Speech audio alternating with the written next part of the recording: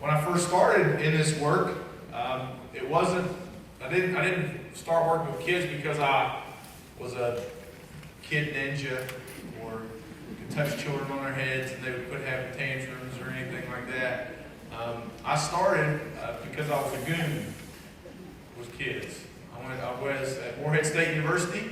I went there to play football, and I was poor, like most college students.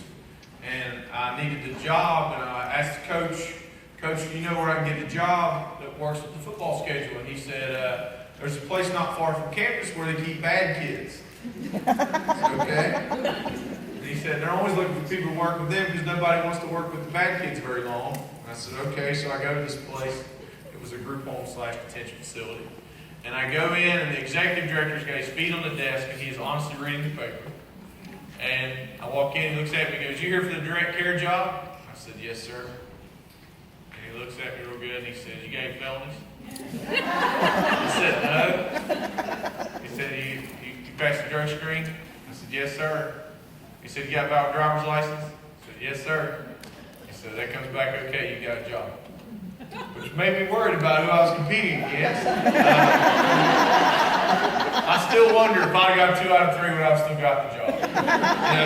Felony, overlook it. Just clean screens and drive our veins around. We're in good shape. So he takes me outside. He says, let me show you kind of what this work entails, because we have some people say they want to work with kids and they're doughy-eyed and all this kind of stuff. But then when we really look at what working with kids looks like, they don't work with them very long. He said, so I want to take you outside and show you one of the things you're going to do. So he takes me outside to this big yard that's all fenced in. And he says, this is the yard where kids play. He says, you're going to work 3 to 11, which we call the mom and dad shift. Because 3 to 11, you're going to be the one who gets them to get their homework done, gets them to do their chores, makes the dinner, gets them to bed, make sure they stay in bed, those kinds of things. He said, one of the most important things you do is rec, which means you're going to take these kids outside and you're going to wear them out. We want tired juvenile delinquents at the end of every day. Because we've learned that tired juvenile delinquents don't cause as much trouble as ones that have plenty of leftover energy by the time they go to bed. So he said, so you're going to get them out here and go run them around. It's real important. I said, okay. He said, well, you got to pay attention, son. But there's a fence. You see that fence over there? I said, yes, sir. He goes, I don't want any kids getting over the fence. I looked at him. I guess I must have looked puzzled. And he looks at me and he goes, you're one of those college kids that has to know why you do stuff. So well, I was just curious what the big deal about the fence was and why that specific place and everything. And he goes, well, son, here's the thing about that place right there in the fence. On the other side of that fence, there's a railroad track.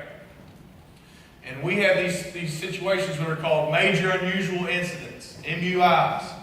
And there's certain things that when a kid finds himself in that situation, we have to document that this major unusual incident took place and fax it, back when you fax things, fax it to the state. And if the state gets enough of these MUIs from us, they will come visit our facility. He looks at me and goes, son, I don't want anybody visiting my facility. So I don't care what you have to do. I don't want any kids getting over a fence. So I wish I could tell you I came to this field because someone saw a spark of Maslow in me. But you know what they saw? They saw a 6'2", 250-pound defensive end that probably could run down juvenile delinquents, tackle them, and bring them back. And I was good at it, to be honest with you. I began to step ahead.